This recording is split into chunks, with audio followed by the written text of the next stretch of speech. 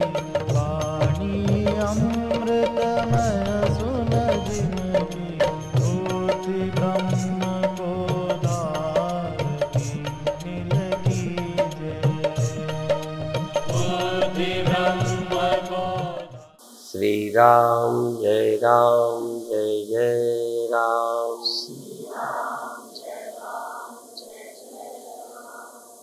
सच्चिदानंद भगवान की, सनातन धर्म की। मनुष्य का तन मांस हड्डी का बना है। बदलना, बिगड़ना, सड़ जाना, रोग होना इसका सहज है। इसी तरह मन में संसार का प्रभाव पड़ना सहज है। इसीलिए भगवान के भक्तों ने भगवान से कहा, प्रभु जी मेरे अवगुण चित्त न धरो, मेरी कमियों को आप अपने मन में नहीं रखो। गुरुओं ने भी बीच बीच कहा है कि अपना प्रण, अपना विरध संभालो। आप अपनी करुणा, अपनी दया का ख्याल रखो। हमारी कमियां देखोगे तो हम नहीं तर सकते। इसलिए प्रभु जी मेरे अवगुण चित्त न धरो। एक लोहा पूजा में रख, एक घर बधिक परो। एक कसाई के यहाँ लोहा है, एक पूजा घर में है। पर पारस गुण अवगुण न निहारत, कंचन करत खरो। वो कसाई के यहाँ रहने वाले हथियार को और पूजा में रहने वाले को, दोनों को सोना करता है। यह उदाहरण देकर भक्तों ने कहा, यह बात ज्ञानी गुरुओं पर भी लागू है। आप क्या हैं, क्या किया है, उसका महत्व नहीं। पुराण और ग्रंथ इसके सबूत हैं। गणिका तर गई, कसाई तर गया, अजामिल तर गया, गीध तर गया।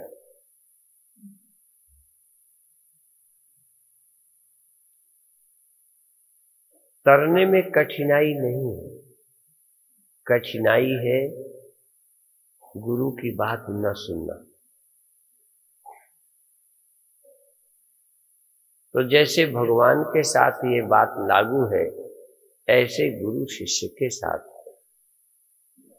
गुरु जी मेरे अवगुण चित्त न धरो, मेरे अवगुणों को मत देखो। गुरु भी कहेंगे तू खुद अवगुण अपने में न देख, तू अवगुणों को अपने ऊपर मत लाद।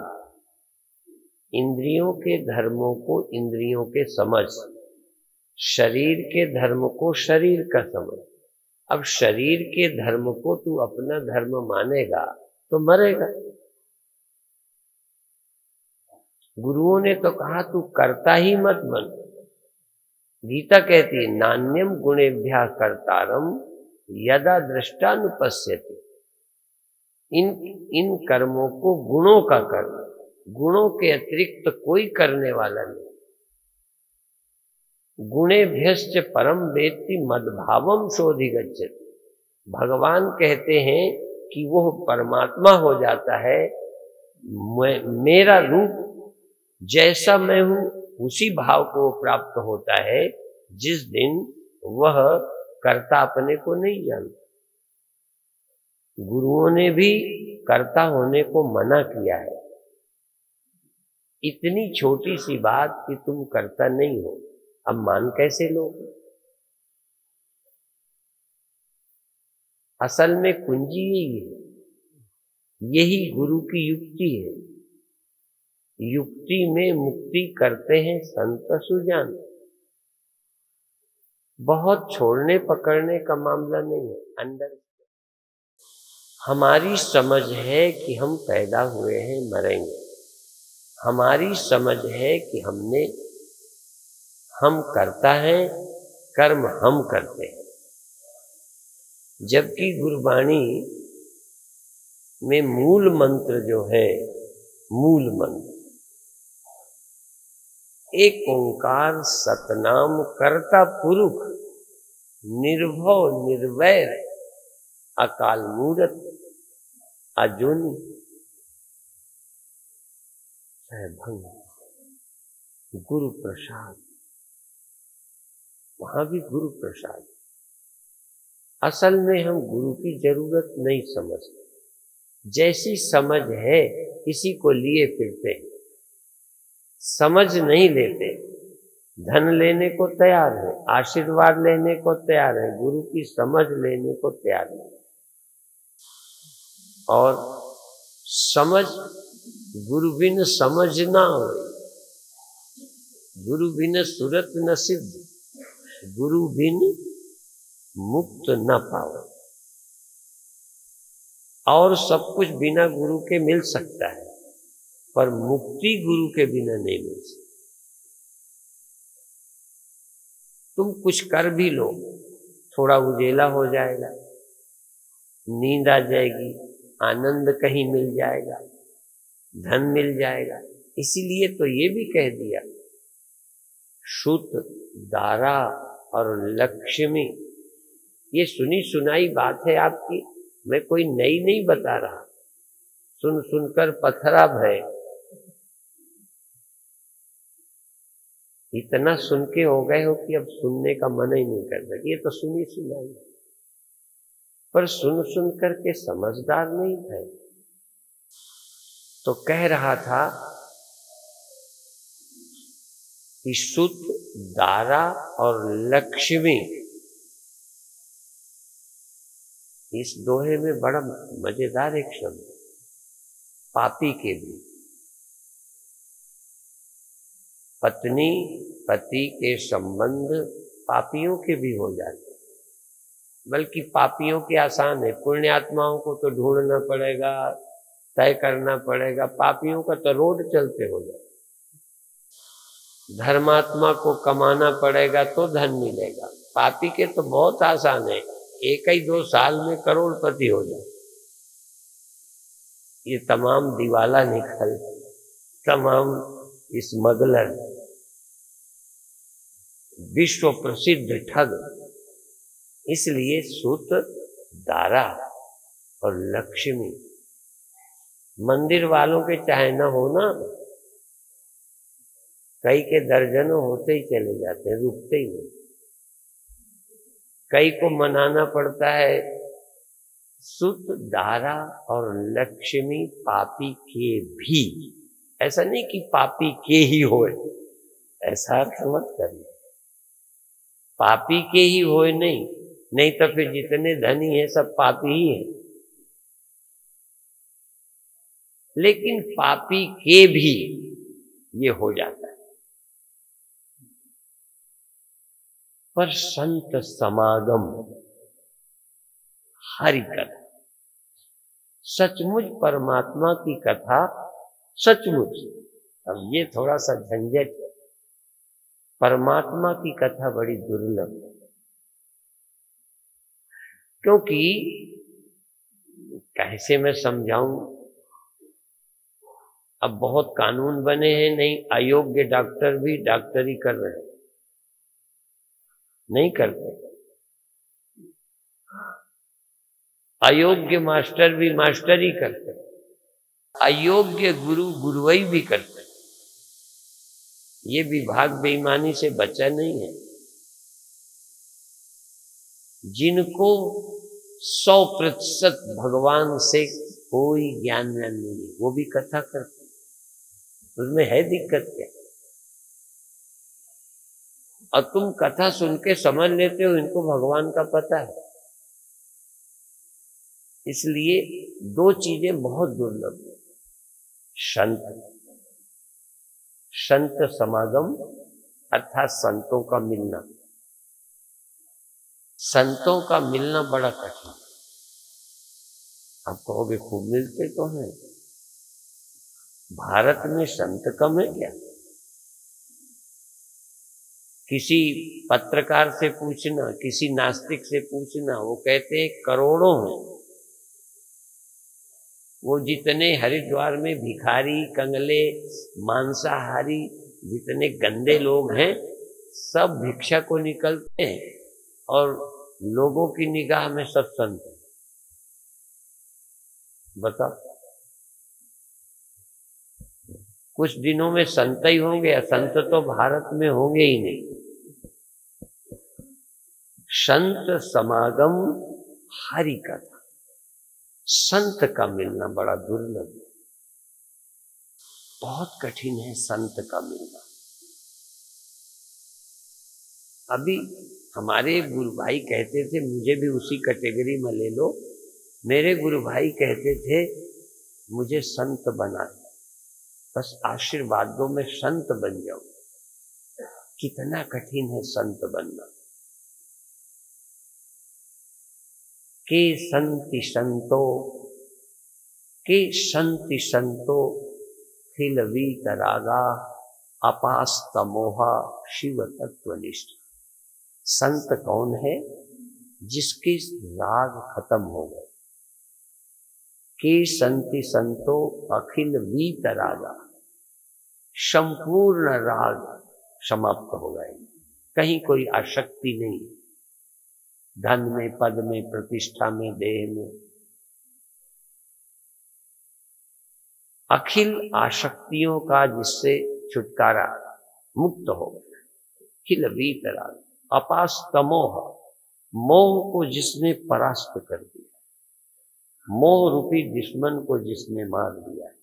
अपास्तमोह शिव तत्वनिष्ठ, विशुद्ध शिव तत्व में, उस चिन्मात्र ब्रह्म में, उस अकाल पुरुष में जिसकी निष्ठा है, शिव तत्व निष्ठा। देह में निष्ठा नहीं, पद प्रतिष्ठा में नहीं, जिसकी निष्ठा पर ब्रह्म में है, वह संत है। ऐसे संत का मिलना, उसके दर्शन, उसका मिलना, और फिर इसके बाद हरि कथा। हरि माने परमात्मा, हरि माने सत्य, सृष्टि का आश्रय। दो कथाएं हैं, एक आचरण, एक निष्ठा, दो। जब हम रामचरितमानस पढ़ते हैं तो भगवत स्वरूप साक्षात भगवान यदि देह में होंगे तो कैसे रहेंगे?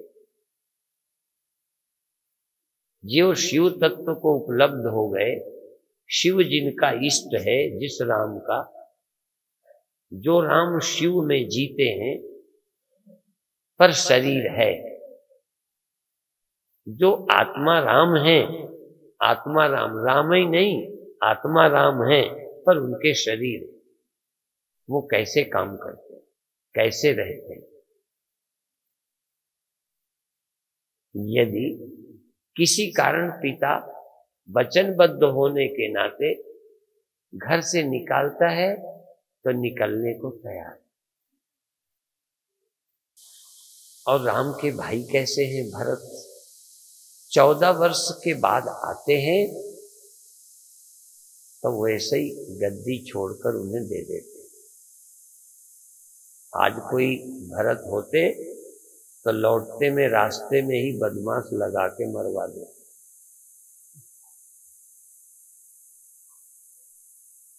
आज हम कहाँ खड़े हैं? राम क्या थे? वो ब्रह्म तो थे ही थे, पर जो ब्रह्म होता है, पूर्ण होता है, उसको जंगल जाने में और घर रहने में, गद्दी में फर्क है क्या? इसलिए ब्रह्म ज्ञानी कैसा होता है? साक्षात परमात्मा यदि शरीर में होगा तो कैसे रहेगा? और ये बात गीता में अर्जुन ने भी पूछ ली। जो स्थित प्रज्ञ हैं, जिनकी प्रज्ञा परमात्मा में प्रतिष्ठित है, पढ़े नहीं, प्रतिष्ठित है, तो वो कैसे रहता है, कैसे बोलता है, कैसे चलता है। प्रजहाति यदा कामान सर्वान् पार्थ मनोगतान् आत्मन्येवात्मनः तुष्टः स्थित प्रज्ञस्तदोच्यते।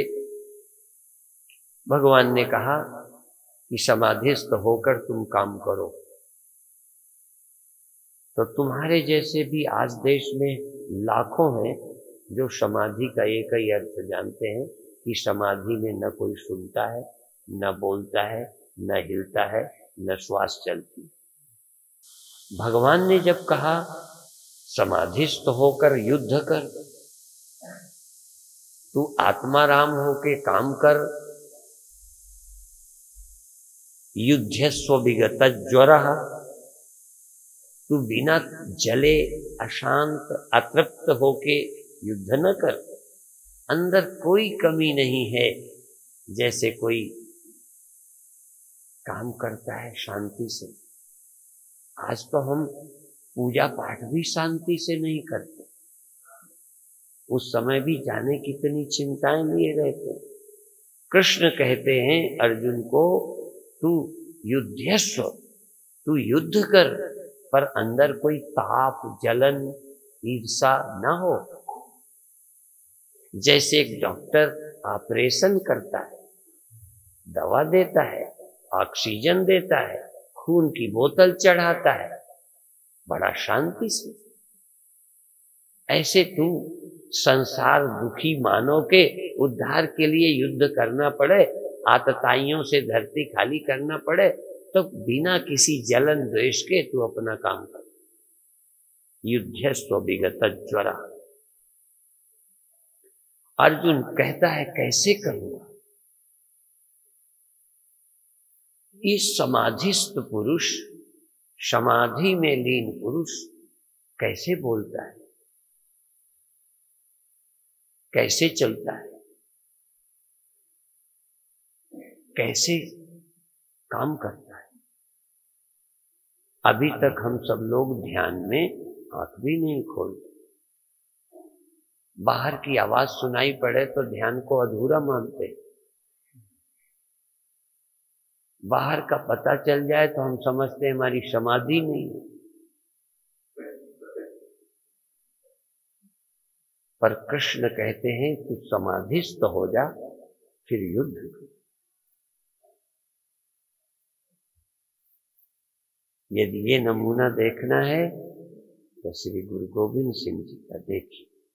वह संत है, अतृप्त नहीं है, कोई वासना की पूर्ति के लिए नहीं आए। चेले बनाने का शौक था, इसलिए खालसे नहीं सजाए। खालसा उन्होंने धर्म की रक्षा के लिए, समाज के लिए सजाए।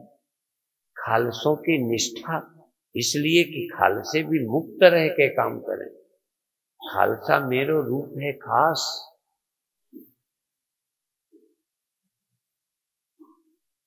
आत्म रस जिन जान्या सोई खालस देव। जो आत्मा में आनंदित हैं वो खालसा हैं, और आत्मा में जो आनंदित हैं वो पाप क्यों करेंगे? वो निरर्थक किसी की हत्या क्यों करेंगे? वो निरर्थक किसी जीव को क्यों मारेंगे? अब सामने वाला मारने लायक ही है तो परहेज भी क्यों करेंगे? क्योंकि उन्हें पाप लगने का भी डर नहीं है। पाप लगता है अज्ञानी को, संसारी को। ज्ञानी को युद्ध करने से पाप नहीं लगता, पर निरर्थक किसी की हत्या नहीं करता। उन्होंने जिनके ऊपर आक्रमण किए, लड़ने गए, वो पीछे पड़े थे, तो क्या करें? हनुमान जी भी तो ही कहते, जिन मोहि मारा तिन मैं मारा।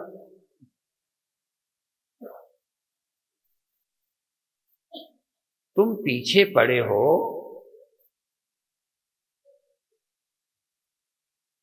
पहले गुरु जी का क्या अपराध था? जेल में डाला ना, वो छूट गए, चमत्कार हो गया है, क्या हुआ? चक्की चलाई नहीं चलाई, क्या हुआ वो मामला अलग है। उसने क्या किया? आखिर आप सोच सकते हो कि पहले गुरुदेव गुरु नानक देव जी महाराज कौन सा अपराध करते होंगे? इतने निर्दोष व्यक्तियों को भी जो जेल डाल सकता है, उनकी दशम गुरु जी आरती करेंगे? क्या ज्ञानी का यही लक्षण है? फिर ज्ञानी नहीं, वो तो फिर बेवकूफ के लक्षण है। उसको मैं ज्ञानी नहीं कह सकता। भगवान कृष्ण कहते हैं तू स्थित प्रज्ञ हो जा, समाधिस्थ हो जा, फिर काम कर। बिना समाधि के तू काम करेगा तो तू बंधन में आएगा, प्रभावित होगा, हानि लाभ की चिंता में मरेगा। तू पहले आत्मज्ञ हो जा। अर्जुन को लड़ाना ही था ना, बिना गीता के नहीं लड़ सकता था अर्जुन। ये जितने लड़ रहे हैं सब गीता ही पढ़ के लड़ रहे हैं। जरा सोचो तो, ये जितने गंदे लोग लड़ रहे हैं गीता पढ़ के लड़ रहे हैं। गीता जरूरी है लड़ने के लिए? हाँ, शांत रह के, मुक्त रह के, अलिप्त रह के लड़ने के लिए गीता 100% जरूरी।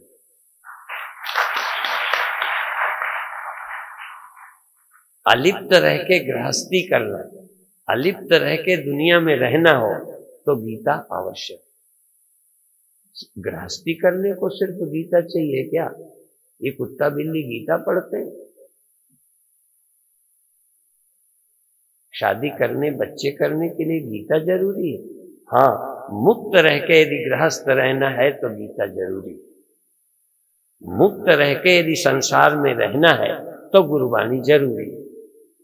अन्यथा काम तो चल ही रहा। किस मूर्ख का काम नहीं चल रहा? जो गीता नहीं पढ़ते उनकी दुकान नहीं चल रही, पर टेंशन से चल रही, हर्ष विषाद से चल रही, हानि लाभ से चल रही, जय पराजय की चिंता से चल रही। ऐसा कोई व्यक्ति है जो चिंता से मुक्त होकर दुनिया चला रहा? चिंता से मुक्त होकर यदि दुनिया चलानी है तो गुरबाणी पढ़नी होगी, गीता समझनी होगी। गीता कायर बनाने के लिए नहीं है। गीता सुन करके अर्जुन कायर नहीं बना, बल्कि कायर हो गया था तो गीता पढ़ाकर मैं नरक चला जाऊंगा, मेरे को पाप लग जाएगा। गीता पढ़ी, पाप पुण्य से ऊपर हो गया, मुक्त हो गया। टेंशन नहीं है कि मेरा नरक न हो जाए, फलाना न हो जाए, मैं गृहस्थी हूं, मेरा क्या बनेगा, मेरा तो उद्धार नहीं हुआ, बचपन से हम गृहस्थी में ही लगे हैं, मेरा उद्धार कब होगा? तो हम कहते पहले उद्धार करके गृहस्थी में जाओ। पहले तो शादी करते थे, अब तो सब नए नए लोग दिखते हैं, बड़ा सभ्य देश हो गया। पहले एक ही बात लिखते थे, दो प्राणी, एक लड़का एक लड़की, दो प्राणी अनजान है, जिस रास्ते में जा रहे हैं अनजान है, गृहस्थी का भी अनुभव नहीं है, आगे क्या होगा, जुआ का खेल है। दो प्राणी अनजान खेवैया संसार सिंधु में उतर रहे, गृहस्थी में प्रवेश कर रहे हैं। घर प्रवेश नहीं, गृहस्थी में प्रवेश कर रहे हैं, पति पत्नी बन रहे, बच्चे होंगे, स्वभाव हैं, समस्याएं होंगी।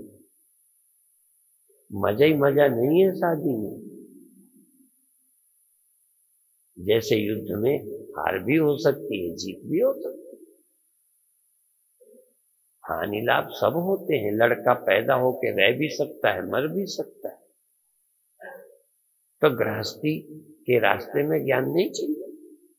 मेरे गुरुदेव तो कहते थे साधु के न अगाड़ी कुछ न पछाड़ी कुछ, ये तो छुट्टे घोड़े हैं, इनको ज्ञान हो ना हो, तुम्हारे तो आगे पीछे रोने का है, तुम्हें ज्ञान ज्यादा जरूरी है। एक बार साधु को ज्ञान ना भी हो तो कौन मरेगा, क्या है उनका, तुम्हारे तो कितने क्या है। तुम्हें चिंता से मुक्त होने को गीता पढ़नी चाहिए। मेरे गुरुदेव कहते थे, लोग कहते हैं हम गृहस्थी हैं, ये तो साधुओं के लिए है गीता। तो गुरुदेव क्या कहते थे, साधु के लिए नहीं, अर्जुन साधु नहीं था, कृष्ण साधु नहीं थे, जिसने सुनाया वो गृहस्थ, जिसने सुना वो गृहस्थ। तुम कहते हो ये ज्ञान बाबाओं का है, गुरुदेव कहते थे ये ज्ञान गृहस्थी का है। जिसे संसार, जिसको नदी में रहना है, जाना है, पार होना है, उसे तैरना सीखना चाहिए। जो जमीन में रहता है ना भी सीखे तैरना तो कौन मारा जा रहा है। तो जिसको संसार में 10 तरह की परिस्थितियां हैं, उसको गीता पढ़नी चाहिए, उसको उपनिषद देखना चाहिए, उसको रामायण पढ़नी चाहिए, उसको गुरबाणी पढ़नी चाहिए। और हमारे गुरु, पहले गुरु सन्यासी थे, बोलो नहीं थे, उनके तो 2 लड़के थे, श्रीचंद और लक्ष्मी चंद। सबका लिस्ट नहीं याद, पर गुरु तेग बहादुर जी के लड़के गुरु गोविंद सिंह है, निश्चित शादी हुई होगी। और गुरु गोविंद सिंह के तो आप जानते ही हो, 2 तो तीसरी को उन्होंने संतान नहीं पैदा की, सांसारिक संबंध नहीं रखा, गृहस्थ थे, 10म गुरु गृहस्थ थे। और तुम कहते हो हम गृहस्थ हैं, हमें ज्ञान नहीं चाहिए।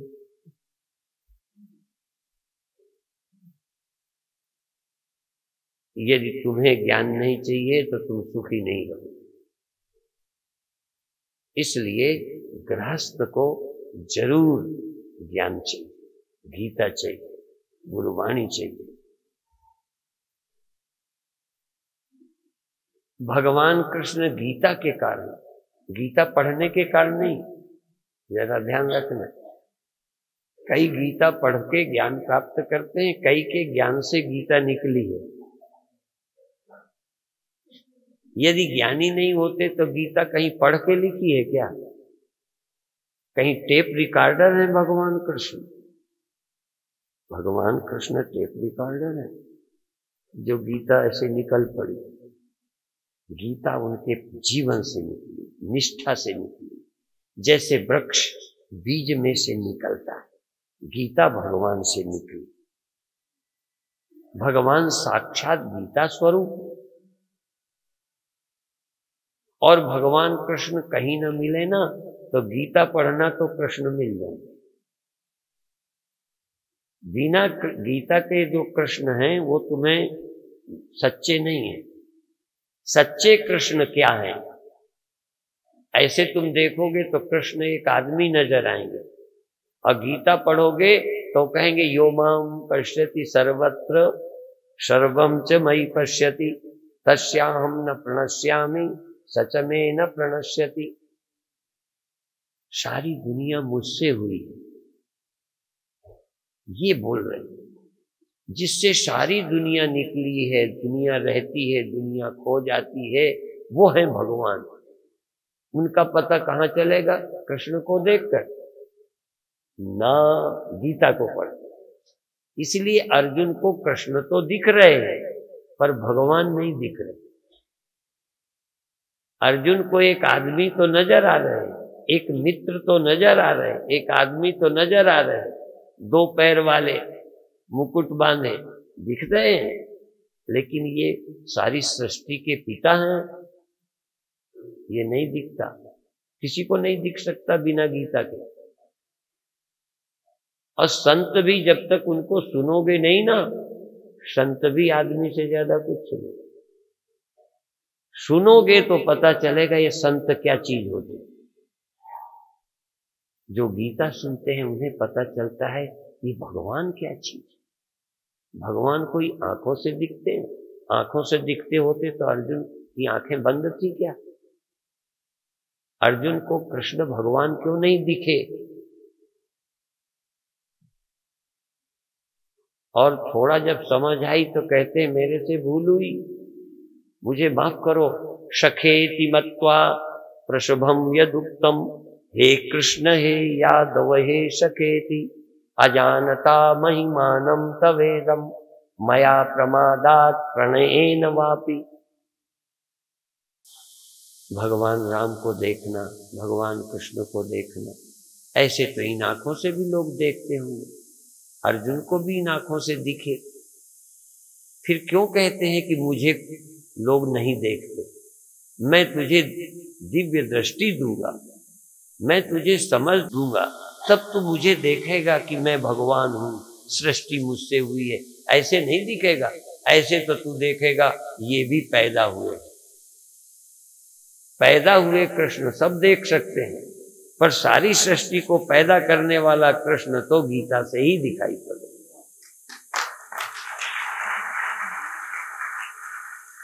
इसलिए तुम समझते हो हम मंदिर चले गए तो भगवान को देखा है। भगवान के देखने की आंख चाहिए। ऐसे आंखों से दिखता होता तो सबको दिख जाते। लोग मंदिर होके आए, मिल गए भगवान, ढूंढ क्या रहे कि संतुष्ट क्यों नहीं हो, तृप्त क्यों नहीं हो? भगवान बिना गुरु के किसी को दिखे नहीं, दिख सकते नहीं। और जिसको भगवान मिले नहीं है वो गुरु हो नहीं सकता।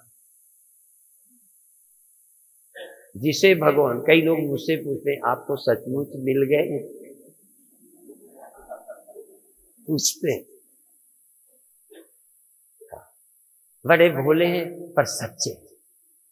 उन्हें लगता है कि भगवान ऐसे मिलता थोड़ी होगा, इन्हें भी कोई मिल थोड़ी गया होगा। और बता दूं, इसी प्रकरण में भी यदि मुझे भगवान नहीं मिला ना तो मेरी कथा सुनने लायक नहीं।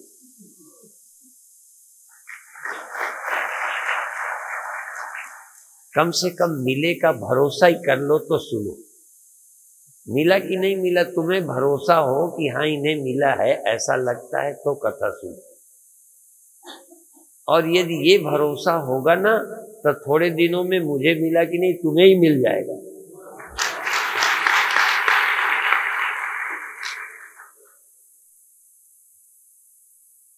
इसलिए वो गुरु ही नहीं है जो भगवान को न मिला है। हाँ ये बात अलग है, एक तरफा गलती नहीं। गुरु मिला सकता है पर तुम मिलना ही न चाहो तो, मिलने के लिए तुम्हारी तैयारी न हो। इसलिए पर एक बात मैं उदाहरण में देता हूं। महेश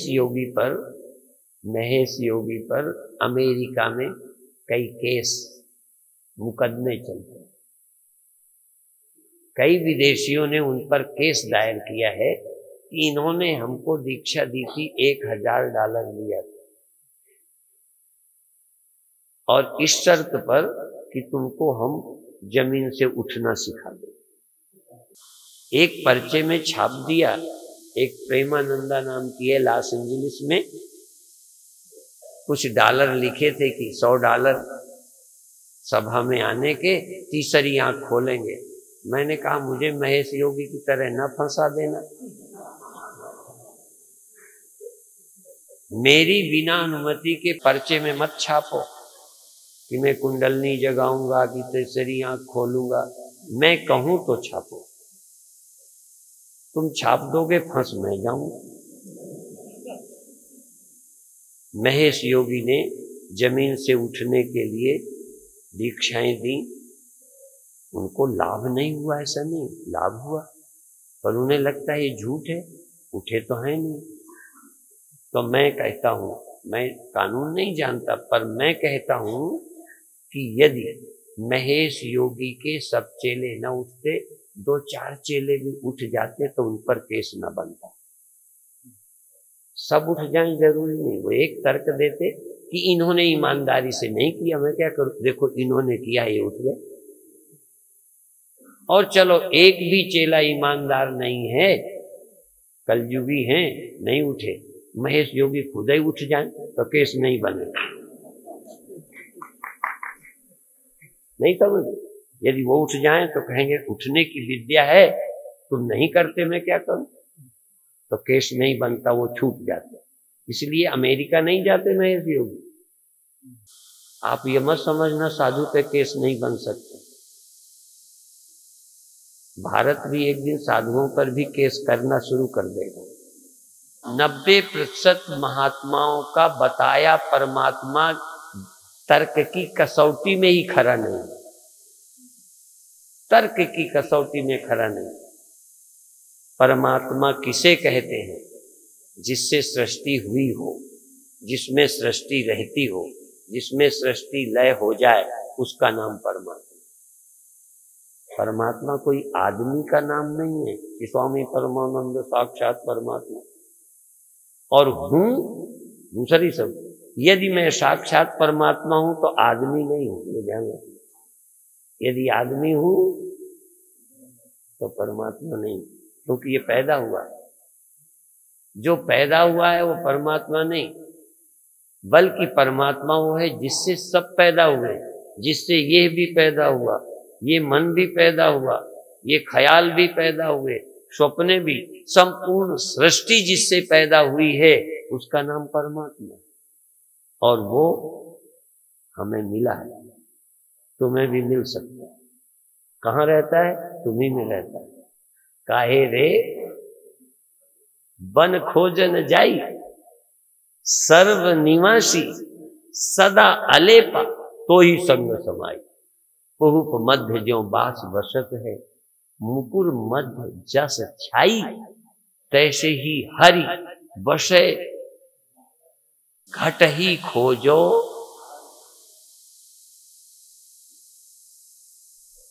जब मंदिर जाते हो तो घट में खोजने जाते हो, झूठ नहीं बोलना, खोजने जाते हो। गुरुद्वारे में खोजने जाते हो। तुम जंगल जाओ मना नहीं है, पर खोजने जाओ। कहाँ? घट में। जो घट में खोजने की विधि बतावे वहां जाओ। मंदिर में खोजने की विधि बताई जाएगी। पूजा करने जाओ, खोजने मत जाओ। पूजा करो, बुरा नहीं, दर्शन करो, बुरा नहीं, पर यदि उसे खोजना है जो परमात्मा है तो कहाँ जाओ? परीक्ष लोकान कर्मचितान ब्राह्मणो निर्वेद मायान नास्ति अकृतः कृतेन तद विज्ञानार्थम सगुरुमेवाभिगच्छेत् शमित पाणि श्रोत्रियम ब्रह्मनिष्ठम। यदि उसको जानना चाहते हो तो कोई श्रोत्रिय ब्रह्मनिष्ठ गुरु के यहाँ जाना। तभी कई बार प्रवचन कहता हूं, यदि जानना है तो मंदिरम न गच्छेत्,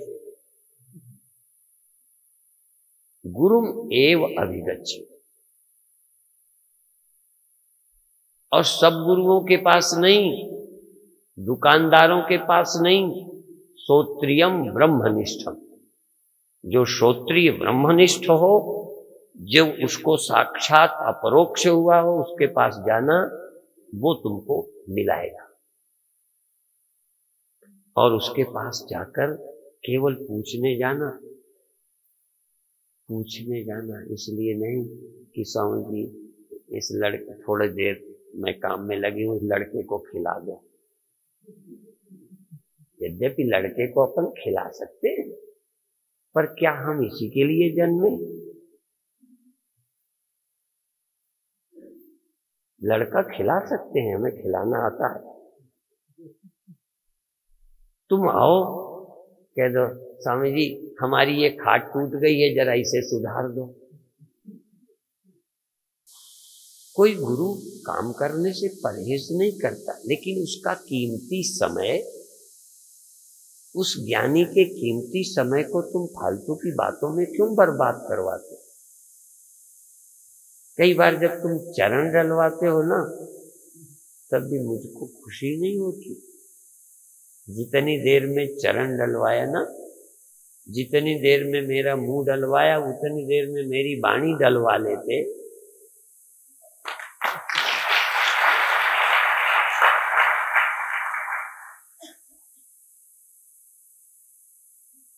और घर में तुम घंटे को बुला के 2 घंटे बैठाते हो, पर जब सुनाता हूं तो घड़ी देखते हो। माने वाणी से उकताहट हो रही।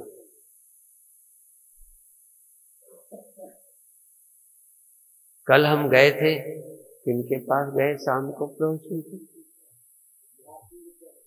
लेकिन सुनने वाले कौन थे? सीए लोग। हाँ, वो सब सीए थे, सीए। तो वहां मैं सुनाने गया, तब देर हो रही थी, तो आगे का कार्यक्रम था, तो मेरे पास घड़ी रखी।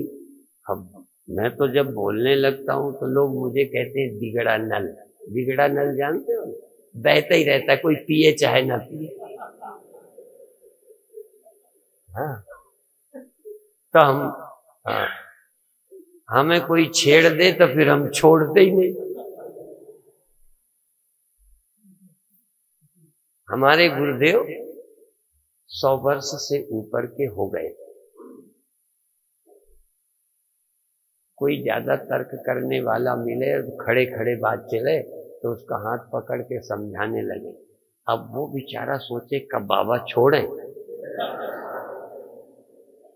एक मेरे गुरु भाई बैलगाड़ी में बैठे थे, जिसकी बैलगाड़ी थी वही चला रहा। बीच में वो समझाने लगे बैलगाड़ी वाले को, तो कहता है महाराज आपकी बात सुनने लग जाऊंगा तो बैल कहीं के कहीं ले जाएंगे, इसलिए पहुंच जाए तब समझाना। तो उन कहता है गाड़ी यहीं रोक दे, पहले समझ ले। भगवान कृष्ण भी ऐसे कि पहले युद्ध हो जाए बाद में गीता सुनाऊंगा। कहें बाद में क्या, पहले सुन फिर युद्ध। पहले तू आत्मज्ञ हो जा, फिर गृहस्थी में जा, फिर दुकान कर, फिर राजनीति में जा। तू मुक्त होकर जा। तू कामनाओं में बंधा हुआ पराधीन गुलाम, कामनाओं का दास, चिंताएं लिए हुए कहाँ जाएगा? इसलिए पहला काम है, भगवान कृष्ण पैदा हुए जेल में, सबसे पहले जेल के बाहर गए। तुम भी इस देह की जेल से पहले मुक्त हो जाओ, फिर भगवान की तरह सारे जीवन काम करो, सारे पापड़ बेलो। पर तुम समझते हो पहले हम दुकान करेंगे, पहले हम गृहस्थ बन जाएंगे, पहले हम राजनीति करेंगे, हमें ब्रह्म की जरूरत नहीं। दशम गुरु पहले मुक्त थे, परमात्मा निरंकार अकाल पुरुष में थे, उन्हें जरूरत भी नहीं थी। पर समाज की आवश्यकता, भगवान को जरूरत समझ में आई कि इनको भेजना पड़ेगा, भगवान ने भेजा। तो ऐसे ही तुम्हारी राजनीति में रुचि ना हो, तुम्हें सत्ता लेने की ललक ना हो, कोई मजबूर करे कि भाई देश बिगड़ रहा है तुम जाओ, तो जाओ। अभी तो तुम नारद की तरह आगे आगे दौड़े दौड़े फिरते हो कि लड़की माला पहना दे मेरे गले में। नारद ना ऐसे ही सत्ता मेरे गले, मेरे को मिल जाए, मेरे को मिल जाए। तुम नारद से कम हो क्या? अपनी वासनाएं लिए फिरते हो। कौन भाग्यशाली हैं लोग जो वासना से मुक्त होकर, आत्मा राम होकर इस धरती में काम कर रहे हैं। ऐसे काम करने वालों की जरूरत है, ऐसे काम करने वाले, दरिद्रों की नहीं, दुखियों की नहीं, दीनहीनों की नहीं, मुक्त पुरुषों की आवश्यकता। भगवान कृष्ण चाहते हैं कि पहले मुक्त हो, फिर कर्तव्य में उतर जाओ। गुरु चाहते हैं कि पहले खाल से बनो, अमृत छको। वो प्रतीक रह गया, पहले अमृत छको फिर काम करो। अमृत छकने का सीधा अर्थ समझते ही एक खंडे बाटे का भी होता है, एक अध्यात्म आत्म रस जिन जाने सोई खालस दे। पहले खालसा हो जाओ, फिर जहां जरूरत पड़ जाए बिल्कुल मिलिट्री की तरह तैयार। नहीं काम है तो घर बैठेंगे, काम है तो तैयार। इसलिए हर व्यक्ति को खालसा, हर व्यक्ति को अर्जुन बनना चाहिए, हर व्यक्ति को हनुमान बनना चाहिए। हनुमान का कोई काम नहीं। हनुमान का काम बताओ भला, अपना क्या काम था? उन्हें शादी करनी, लंका का राज्य लेना, क्या करना? हनुमान ने क्या लिया ये बताओ। तुम कहते हो, तुम होते ना हनुमान की जगह तो तुम कहते इतने दिन हमें क्या मिला? हम तो मर गए, तुम्हारे पीछे पीछे हमें मिला क्या? हम तो इतने दिन ये किया, हम तुम्हारे पार्टी के प्रचारक रहे, हमें मिला क्या? गद्दी तुम्हें मिली, लाभ तुम्हें, हमें क्या मिला? हनुमान को कुछ नहीं मिला कि कुछ नहीं चाहिए था उन्हें। यदि चाहिए होता तो जरूर गीला सिकवा करते, हमें क्या मिला? टांग लिए, एक हमेशा पहरे में बैठे रहे। हाँ, राम तो औरत लिए साथ बैठे और हनुमान अकेले वहीं बैठे, एक टांग के बल, पहरेदार की तरह डटे पड़े और कोई इच्छा नहीं। इसलिए राम भक्त हनुमान, माने हनुमान जैसे भक्त की जरूरत है धरती को, जिनको राम से भी आशा नहीं बल्कि राम के काम में सहयोगी है। आपको राम मिल जाए तो अपने काम से ही दूसरे के लिए भी छुट्टी न दोगे। राम से कहोगे अभी हमारा पूरा काम नहीं हुआ और कहीं मत जाओ। राम को भी टाइम नहीं, फुर्सत नहीं दोगे, इतने काम तुम्हारे हैं। और एक हनुमान है कि मैं फुर्सत में हूं, मेरा अपना कोई काम नहीं है। राम काज कीने बिना मोहि कहां विश्राम। मैं राम काम के लिए निकला हूं, तुम भी राम के काम में लग जाओ, राष्ट्र के काम में लग जाओ, समाज के निर्माण में लग जाओ। अपना तो तुम मुक्त हो के, तुम आदमी नहीं हो क्या? तुम मन नहीं हो क्या दुखी? दुख सुख की बात छोड़ो, हानि लाभ की चिंता छोड़ो। और चिंता करोगे तो कर क्या लोगे? अपने दिमाग खराब रखोगे, होना तो कुछ है नहीं। चिंता करके बना क्या है? चिंता करके हो क्या जाएगा? वैसे ही मरना है, वैसे ही बूढ़े होना है, वैसे ही छोड़ के जाना है। तो पहले से ही वहां स्थित हो जाओ जहां काल की गति नहीं है, परिस्थितियां प्रभाव नहीं डालती। इसलिए ब्रह्मज्ञानी सदा निर्लेप, ब्रह्मज्ञानी निर्लेप होता है। निर्लेप होके कुछ पाना ही नहीं है। कल भी हमने कहा था, यस्य सर्वे समारंभा काम संकल्प वर्जिता। जिसके सभी कर्मों के आरंभ कामना संकल्प के रहित होते हैं। परिस्थिति आई कर रहे हैं, चाहिए कुछ नहीं, अपनी ओर से कुछ होना बाकी नहीं। तुम झाड़ू दे दो तो झाड़ू लगा चले। जानते हो राजा रहुगण जड़ भरत पालकी में लग गए। एक इतना फक्कड़ ज्ञानी महापुरुष ब्रह्मनिष्ठ, उनको 3 कहार मिल गए, चौथे की कमी थी, वो महात्मा जी को ही लगा दिया, वो उसमें लग गए। अब बैलेंस शायद ट्रेंड नहीं थे, बैलेंस ठीक नहीं बन रहा था, अभ्यास तो था नहीं, तो पालकी हिली।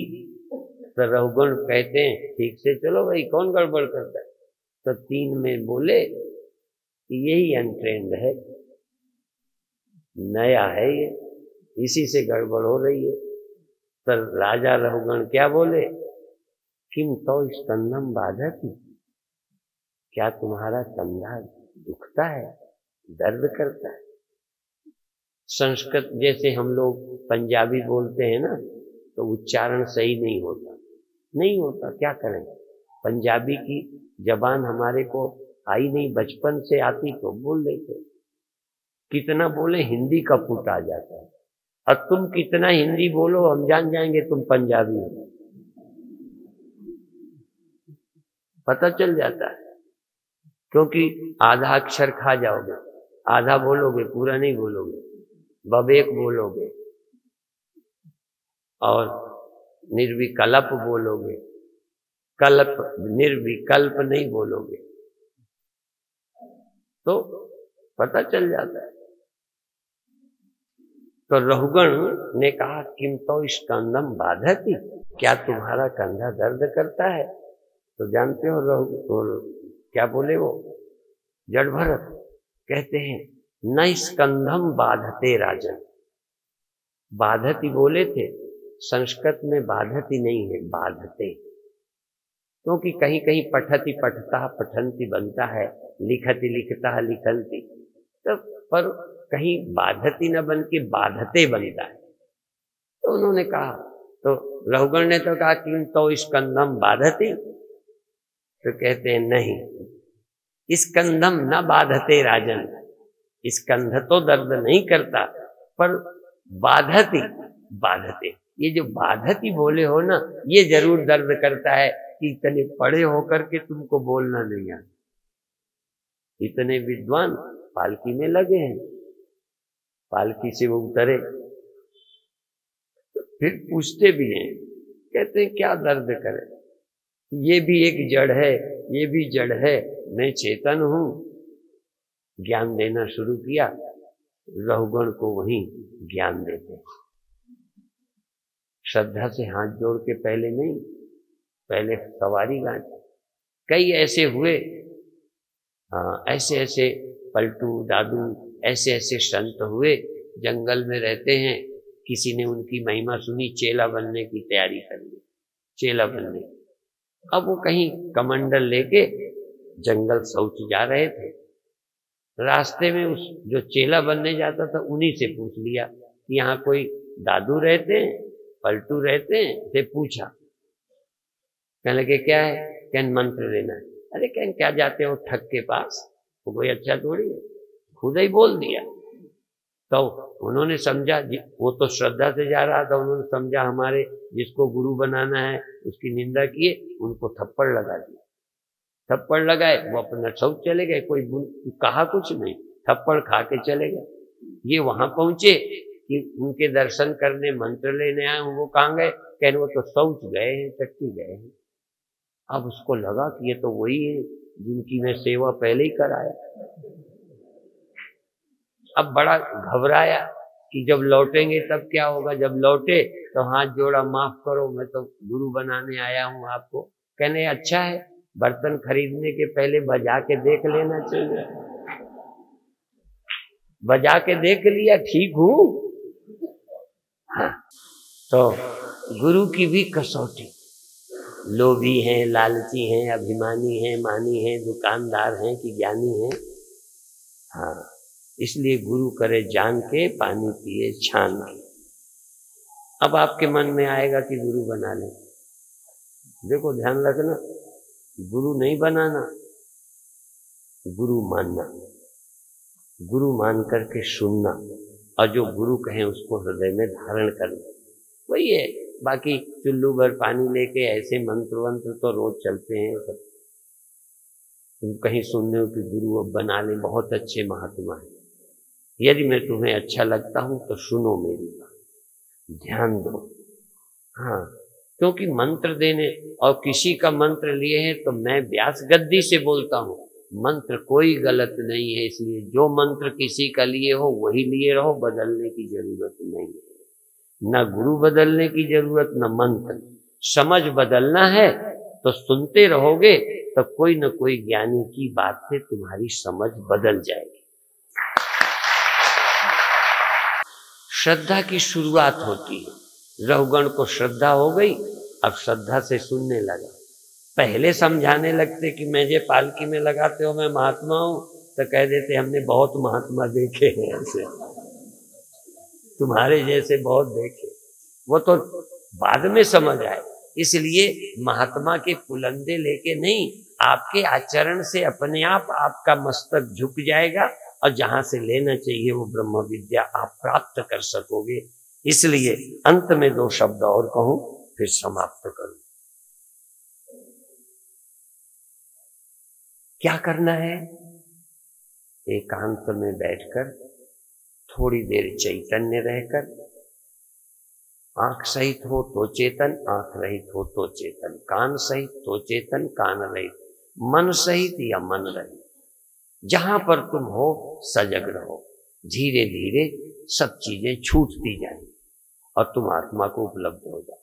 जब आत्मा को उपलब्ध हो जाओगे, उपलब्धि का नाम है आरोहण, चढ़ना। पहले जाओ फिर उतर आओ। पहले चढ़ जाना, छोड़ते छोड़ते वहां पहुंचे, फिर उतर के आ जाओ। एक बार उस सत्य को पाके जब आओगे, इसीलिए जो मुक्त पुरुष धरती पर आते हैं, पहले जन्म में मुक्ति पाई, साधना की, फिर लौट के आए। ऐसे इस जन्म में भी ध्यान में पहले समाधि में जाओ, फिर उतर कर आओ, फिर सुनते, देखते, हंसते, खेलते, समाधि में रहो। विक्षेप क्या, जलना क्या किसी से, ईर्षा क्या किसी से।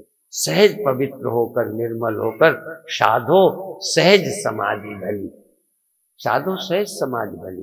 आंख न मूंदू, कान न रूंदू, तनिक कष्ट न धारू, कोई कष्ट नहीं, सहज। मन में मन ऐसो निर्मल भयो, जैसे गंगा नीर, पाछे पाछे हरि फिरें, कहत कबीर कबीर। परमात्मा तुम्हारे साथ सदा रहेगा। बाकी चर्चा जब आएंगे फिर कभी करेंगे। ओम शांति शांति शांति।